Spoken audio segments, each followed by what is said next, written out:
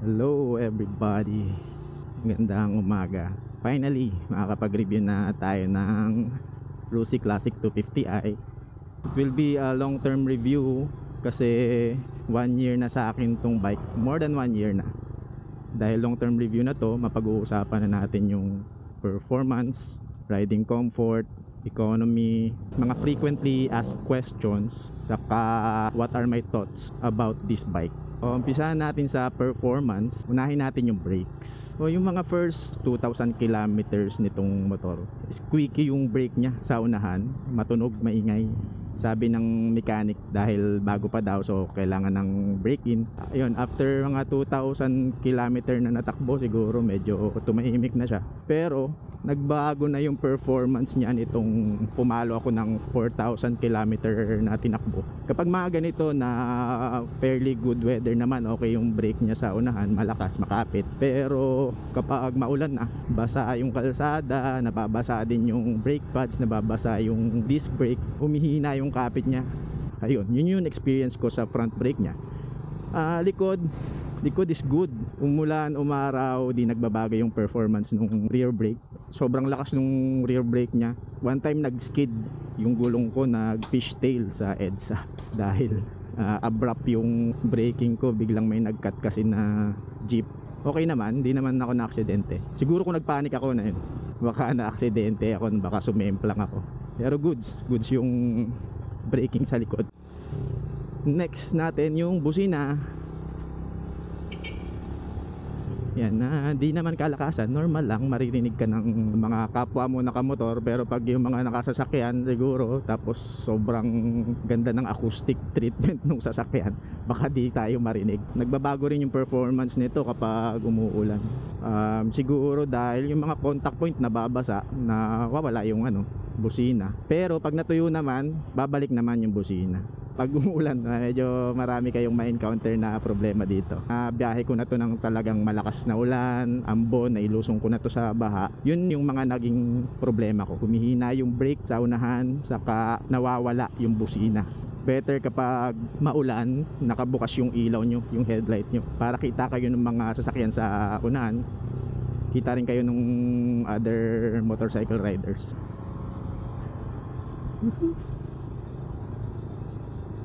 Pwede na bang umangkas yung bata? Mukhang di pa niya kayang yakapin si mother. Road close. Dito muna tayo. Yep. Full stop, neutral. Pasok. Let's go. Next natin, suspension. Yung stock suspension natin, stiff. Yung harapan hindi ko napapansin dati nung pagkalabas ng kasa na na matagtag. Naramdaman ko siya nung naglinis and naglubricate ako ng throttle cable, na yung kapag nadadaan ako sa mga yan yung mga manhole ganyan, medyo nagbabago yung throttle control mo. Kasi nga medyo maganda yung performance ng throttle cable, madulas. Ayan, so ramdam na ramdam mo yung pagbabago ng takbo mo kapag nadadaan ka sa mga lubak. Ayan, so yung likod na suspension stiff. Nagrereklamo si Mrs. pag nakaangkas dito dahil sobrang tigas nga ng suspension, and walang way para ma-adjust yung suspension niya.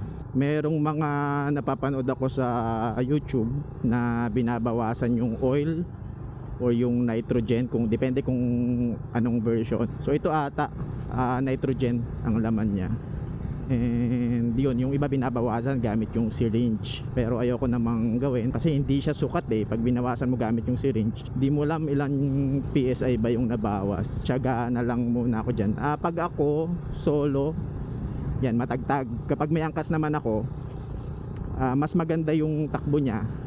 Nga lang, kawawa naman yung angkas ko kasi sasakit yung puwet niya. Yung seat naman, yung tela madulas, hindi mo mamamalayan na medyo sumasagad ka na sa tangke.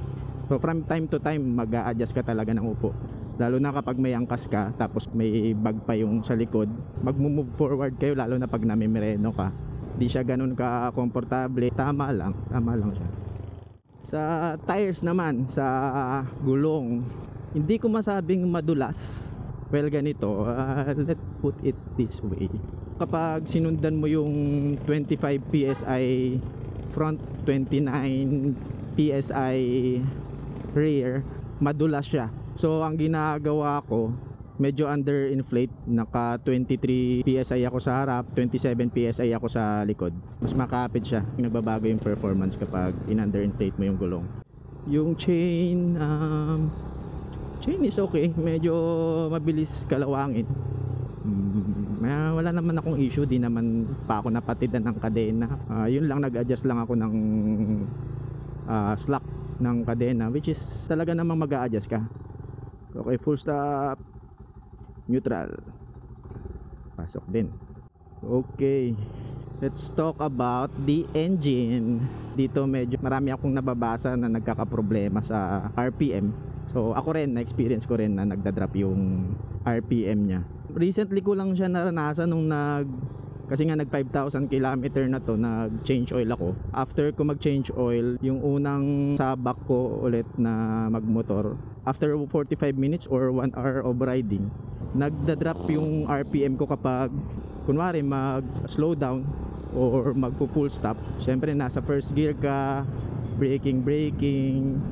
And yun, pag pull mo ng clutch mo, medyo mararamdaman mo na yung makina na parang pumupugak siya.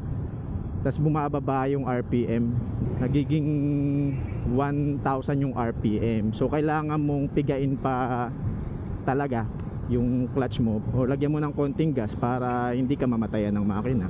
Nag-research ako saan ba pwedeng magpatono, baka makuha siya sa pagtotono. Doon ko nakita si Konoha East Side, si Sir Ricky. So pumunta ako, full stop, neutral.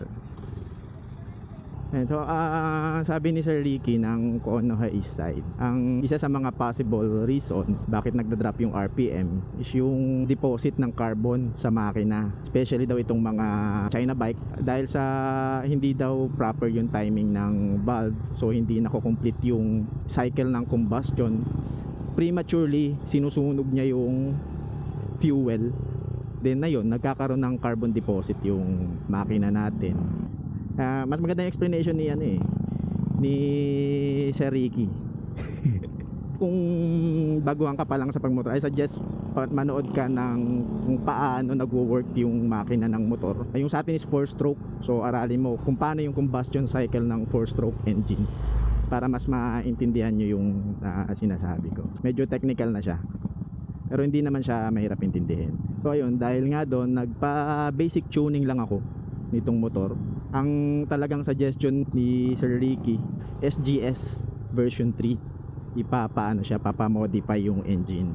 Dahil 1 year naman na to, wala na rin sa warranty. I think mag-a-avail ako nung SGS Super Gas Saver version 3 nila pag medyo may oras na siguro akong pumunta ulit. Pinagawa ko lang nung pumunta ako sa kanila, nagpa basic tuning lang ako. Medyo na solve yung yung RPM drop. Although meron pa rin, nararamdaman ko siya from time to time, pero mas tolerable na siya ngayon dahil maganda yung adjustment nung clutch na ginawa nila. Tapos yung motor ngayon, mas maganda na yung takbo, yung paglakas nung hatak niya. Parang di mo binayaran ng 3 months. Maybe part nun is yung pinanipisan nila, yung binawasan nila yung air filter. So hindi nahirap yung makina. Sabi ni Sir Ricky, tao nga kailangan ng hangin para mabuhay, yung motor pa kaya. So ayan, mas maganda yung ngayon, mas maganda yung takbo nitong motor ngayon. So yung basic tuning ng Konoha East Side, kung bago pa lang yung motor mo, kung wala pang 1 year, hindi ko siya ma-advise na magpa-basic tuning kaagad kasi baka ma-void yung warranty. Kasi nga may mga modification dito na ma-void yung warranty mo. So, full stop, neutral. Let's go again. So shifting, dahil nasa market na pa rin naman yung pinag-uusapan natin, yung stock nito na straight from casa na bagong labas, kunat ng shifting nito. Ako dahil mahilig akong magbutingting, ina-adjust ko yung clutch, pero ganun pa rin, hindi ko pa rin siya nasolusyonan na ako lang. So ginawa ko, ganun pa rin, part siya ng basic tuning ng Konoha East Side. Ngayon, ganda na ng shifting niya. Kung napapansin nyo kanina, pinapakita ko, diba yung full stop, mag-neutral ako, pumapasok sa neutral. Kasi ano na siya, natono na siya. Saka isa pa pala, kaya gusto ko i-avail yung Super Gas Saver version 3 ni Konoha. Nag-test drive ako ng motor doon sa shop nila. May mga nakatambay kasing motor doon na Rusi Classic din. Upgraded na siya sa SGS version 3. Maganda yung takbo, maganda yung shifting, maganda yung bigay ng power. Everything talaga ang layo ng diferensya sa stock ng Rusi. Parang hindi siya Rusi na motor yung dinadrive ko na motor doon, kasi nga sobrang layo ng diferensya dito. 1 year ko na itong dinadrive so alam ko yung pakiramdam na iba yung nung sumakay ako dun sa motor na mas maganda yung pagkatono ng engine, maganda yung pagkatono ng lahat. So yung speed naman and power nitong motor, hindi naman kasi built for speed tong motor so wag tayo mag-expect na mabilis siya or makakasabay siya sa mga sports bike.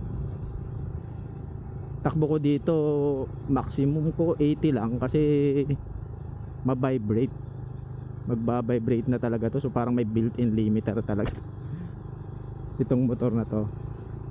Pero good thing lang na 6 speed naman siya, so medyo malalaro mo yung speed mo, yung RPM mo. Ayan, pero ako hanggang hanggang 80 lang yung limit ko dito.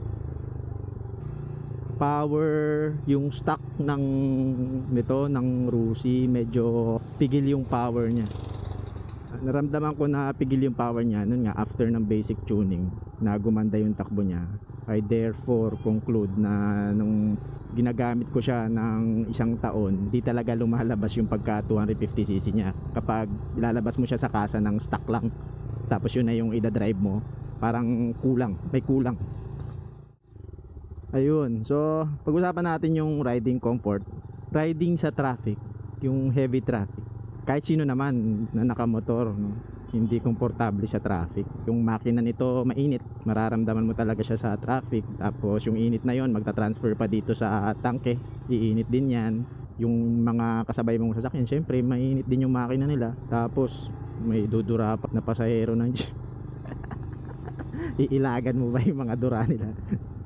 Kaya pag nagmumotor ako, lagi akong nakaganito, naka-riding gear para at least medyo komportable ako.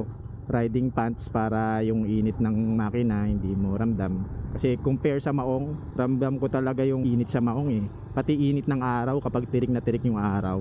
Ang hapdi sa balat kapag nakamaong ka.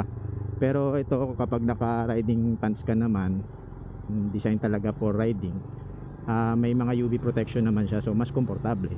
Tapos mesh jacket, goods din kasi nagpapastro yung hangin. Tapos ganun din, may UV protection din. Pag tirik yung araw, naipit ka sa traffic, mas komportable pa rin yung nakaganito. Pang loob ko, lagi ako naka-dry fit para malamig din, tapos hindi nababasa yung damit ko. Yung traffic naman dito.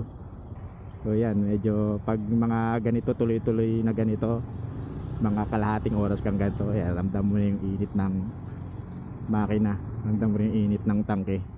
Filtering sa traffic, yung mga ganito, goods naman. Maganda rin naman siya pang filter sa traffic. Di naman siya ganun kahirap i-filter. Sanayan lang din. Kasi nga, mas mabigat to compare sa mga 150cc na motor.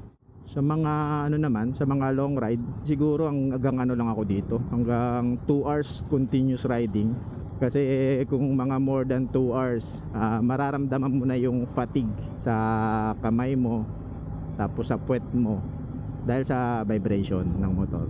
I'm speaking in behalf of mga tito dyan. We're not getting any younger. Kung bata-bata ka pa naman, sisiw sa'yo to, i-drive itong motor na to. Kaya mong iuwi ng probinsya to. Economy, sabi 34 km per liter. Pero hindi ko pa talaga yung yung 34 km Ang average ko dito 25 hanggang 29 km per liter. Doon naglalaro, pabago-bago. Tipid pa rin compare sa naka 4 wheel ka. Pero yun nga, hindi na hit yung 34 km per liter. Ngayon sa economy in terms of mga upgrade no, dito sa motor, tipid naman siya sa mga upgrade. Kasi di mo kailangan i-upgrade maganda na tong motor Di mo na kailangang i-modify pa. Ang mga modification mo for ano lang talaga, for comfort na lang ng sa riding. Pero ito papagandahin mo pa, hindi na eh. Maganda na siya eh. So tipid siya sa mga upgrades ng mga pampaganda. Tumigil muna tayo dito sa may Tagalog. Basa lang tayo ng mga frequently asked questions. First question, pwede ba sa baguhan? Yes, pwede. Kasi ako, baguhan ako eh. First bike ko to. Ngayon, kung sobrang baguhan kayo tulad ko, I suggest mag-enroll kayo ng motorcycle riding course. Ako nag-enroll ako sa Honda Safety Training Center. Sulit naman yung binayad ko doon. Maganda yung training nila eh. 3 session siya. Nakasimulate talaga yung riding conditions. May mga traffic lights, may rotonda, may mga intersection. Tapos may kasabay ka pa na mga nag-aaral din ng 4 wheels. Although syempre mas safe kasi konti lang naman kayo dun sa loob. Isama nyo sa budget yung pag-enroll sa riding course kasi itong motor natin hindi siya ganun kagaan. Di katulad ng mga Pantra ginagamit sa mga tricycle, yung mga 150cc. Mas magagaan kasi yon. Na-compare ko yan dahil din sa riding school na yon. Dahil ang dinadrive namin is 150cc na motor, I think CB150. Sobrang gaan ng motor na yon. Yung pag-control sa motor na yon, madali lang. Tapos nung dinrive ko na to, yun, medyo nanibago ako. Ramdam ko yung pagkakaiba nila. Mabigat talaga tong motor na to. Like any other motorcycle, sana yan lang din naman. Pwede ba sa hindi katangkaran? Kung siguro nasa 5'3", I think kaya pa, pero below 5'3", hindi ko na to marirecommend tong motor na to. Kahit na i-modify mo yung seat or i-modify mo yung suspension niya sa likod para bumaba. Medyo mataas pa rin kasi yung chassis nito, yung frame. 5'3" below, hindi ko siya ma-recommend. Ako, 5'6" ako. Kapag sa mga relatively flat na kalsada, hindi ako flat-footed dito eh. Minsan flat-footed, minsan hindi. Ang isang nag-encounter ko na problema dito, dahil nga may kataasan siya, kapag sa mga inclined pababa na mga kalsada, tapos kailangan mo mag full stop, dun kayo mahirapan kung 5'3" yung height nyo pababa. Kailangan mo pang stretch talaga yung paa mo para ma-reach mo yung ground. Inclined na pataas, okay lang, walang problema, mas madali eh. Pero yung mga inclined na pababa, nakapalusong yung motor mo, dun kayo mahirapan kung medyo kinulang kayo sa height. Good ba pang daily use? I guess hindi ako yung tamang tao para sumagot nito kasi hindi naman ako everyday nagmomotor. But to give you an idea, kung ang commute mo is mga 1 hour lang naman, one way, so that's 2 hours balikan. Tapos hindi ka naman masyadong matatraffic, yes, definitely pwedeng pang daily to. Pero kung everyday sasabay ka sa rush hour at may ipit ka sa traffic, definitely no. Mag-scooter ka na lang. Medyo mapapagod ka dito sa bike na to. Hindi ko siya recommended for daily use if sasabay ka lagi sa rush hour. Matagal bang ma-release ang ORCR? Yes, sobrang tagal. Nung nabili namin tong motor na to, 3 months pa bago na-release yung ORCR. Kasi ginagawa ni Rusi, sabay-sabay nilang ina-apply sa LTO yung mga registration. So parang iniipon nila tapos isahan nilang ipapasa. And hindi sila kasi pumapayag din na tayo yung maglalakad. Kunwari binili ko, sabi ko ako maglalakad ng rehistro, hindi sila pumapayag eh. Talagang sila daw yung naglalakad ng mga rehistro ng motor nila. So ayun, 3 months inabot.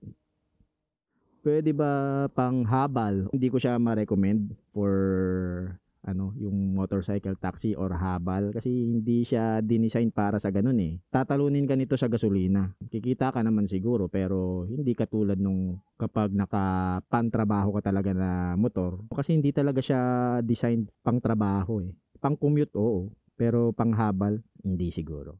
Pwede ba sa palaging may angkas? For me, yes. Pero hindi komportable si angkas. Although mas maganda ang takbo niya kapag mas mabigat yung sakay. So kung palagi kang may angkas, magpalit ka na ng suspension, yung mas maganda na play ng suspension. Kalawang. Para sa akin, for 1 year, goods pa. Kakalawangin talaga yung motor mo kasi bakal eh. Yung mga stainless nito, hindi naman sinabi kasing no stain. May kalawang pa rin, less lang. Tapos yung iba, galvanized. Okay pa nga yung galvanized, hindi kinakalawang. Yung mga kalawang, for me, I think is part talaga siya ng wear and tear. Tapos ito, nakapark palagi ito sa labas. Although meron siyang motorcycle cover, pero yung init, ulan, moisture, nakakapag-cause kasi ng kalawang. So, given that condition, yung mga kalawang nito sa akin for me is tama lang. Hindi ko siya masasabi na itong bike na to madaling kalawangin. Kailangan mo lang talaga siyang linisin para lang hindi siya mag-stack up yung mga tornilyo. Bigay na rin tayo ng mga tips para sa mga bagong Rusi Classic owners. Ito yung una, although wala ako nito, pero I think pagkalabas nyo ng kasa, kailangan yun bumili ng mga sliders or yung mga crash guard. Kasi nga, medyo mabigat tong motor. Madadrop nyo talaga siya.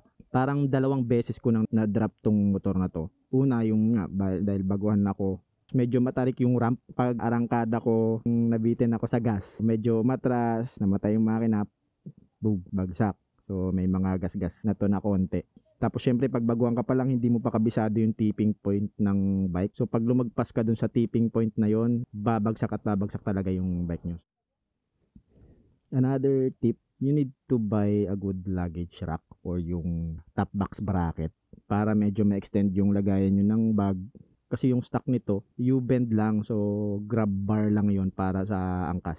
Maiksi kasi yung upuan nito. Kung may mga mag-attach ka ng luggage dito sa likod, medyo kulang itong seat lang para dun sa luggage na yon. Kailangan mo ng extension.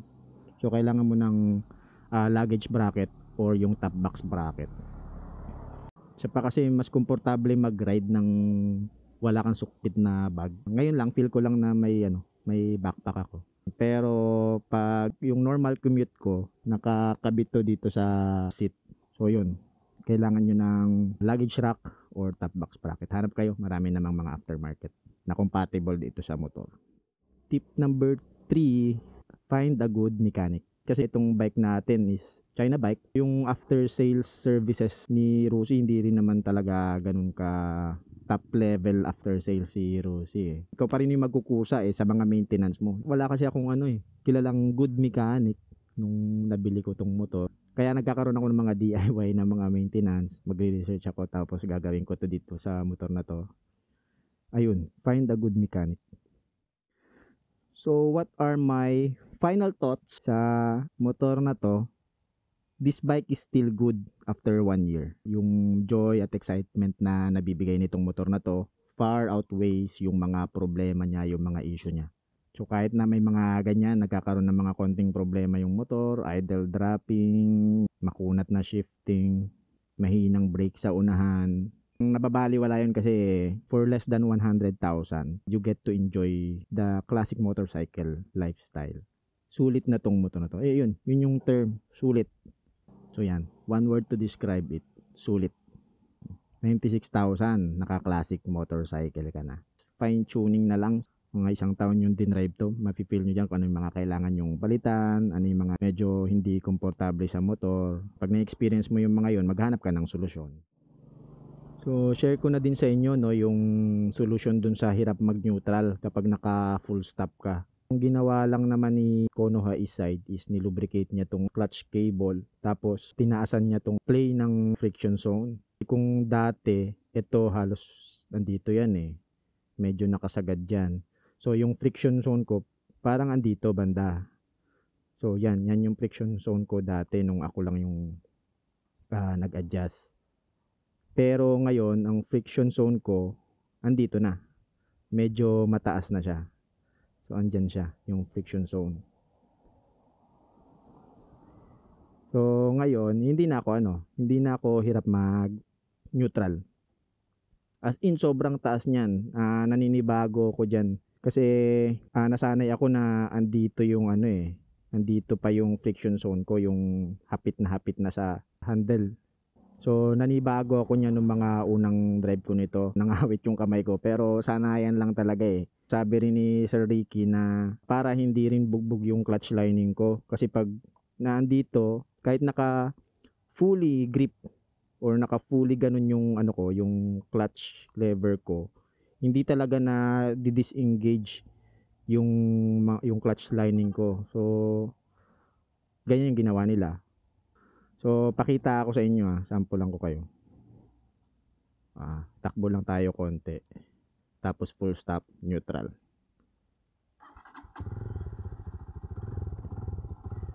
Okay. Go, test 1.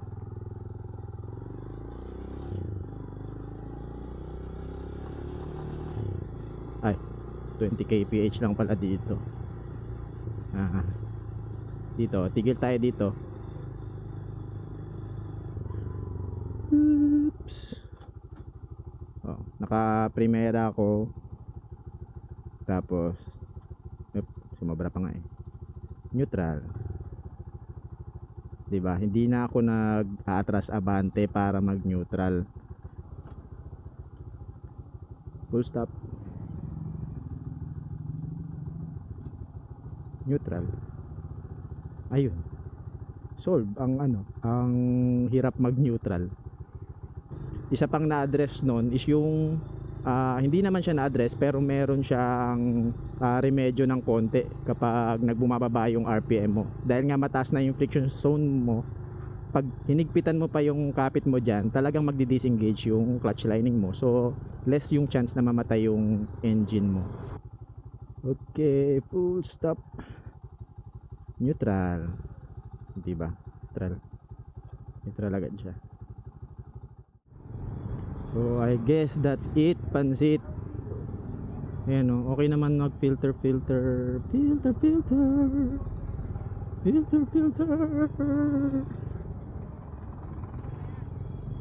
Shucks. Ayan, umulan. So tingin ko kaya naman na siguro to hanggang bahay. So nasa na tayo? Closing na. Uwian na Ayan, maulan ngayon, so alalay lang tayo. Ayan, bago tayo magtapos, konting chismis lang. Kung napanood nyo na yung movie na All the Places sa Netflix, it's a Mexican movie. It's a feel good movie. Chill movie lang siya. Travel sila by motorcycle, namasyal sila yung mag-utol. Ginawa nila yung bucket list nila nung bata sila. Yung isang motor na ginamit doon sa movie na yon, medyo sure ako na Rusi Classic 250, pero yung Cafe Racer version ng Rusi Classic. So kung papanoorin niyo yon, pansinin niyo yung motor doon, yung kulay puti na motor. Rusi Classic yung itsura niya. I did a little research ayon sa aking pananaliksik. Dahil sa Mexico siya, ang brand ng motor na yon is Carabela. And yung model name niya is Dirty Jack 250. Carabela Dirty Jack 250. So sikat yung motor na to. So yun lang, bye bye.